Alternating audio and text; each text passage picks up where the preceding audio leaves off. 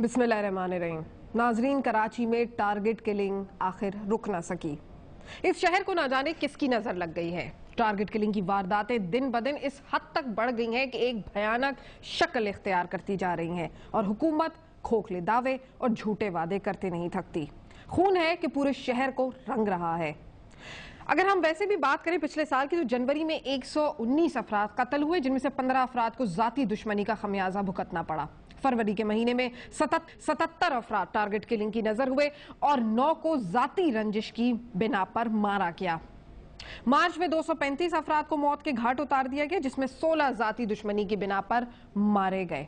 अप्रैल के महीने में 158 अफराद में से 9 को जाती दुश्मनी का निशाना बनाया गया। मई के महीने की बात करें तो 115 टारगेट किलिंग और 11 दुश्मनी की जद में आए। जून में 14 अफराद जाती रंजिश की वजह से और 190 ने दहशतगर्दों के हाथों जान गंवा दी।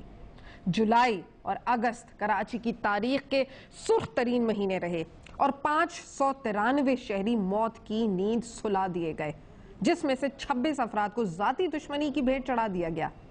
अगस्त में रमजान का महीना था, मगर बेचारे शहरियों के लिए किसी कयामत से कम ना था। इस माह के इब्तदाई 17 रोज में 200 से ज्यादा अफराद अगवा के बाद कत्ल हो गए, जिस पर आला अदलिया ने खुद नोटिस भी लिया, जिसके बाद खूनरेजी में काफी हद तक कमी हुई, क्योंकि दहशतगर्दों को अदलिया की जानिब से यह एहसास दिलाया गया कि शहरियों के पैसे पर पलने वाले कानून नाफिज करने वाले इदारे मौजूद हैं।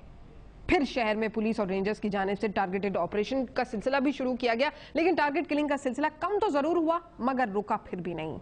इसके अलावा सितंबर की अगर बात करते हैं तो उसमें 65, अक्टूबर में 64 और नवंबर में 74 अफराद कत्ल कर दिए गए और इसी साल के आखिरी महीने में 70 अफराद टारगेट किलिंग की जद में आए और 35 दुश्मनी की नजर हुए।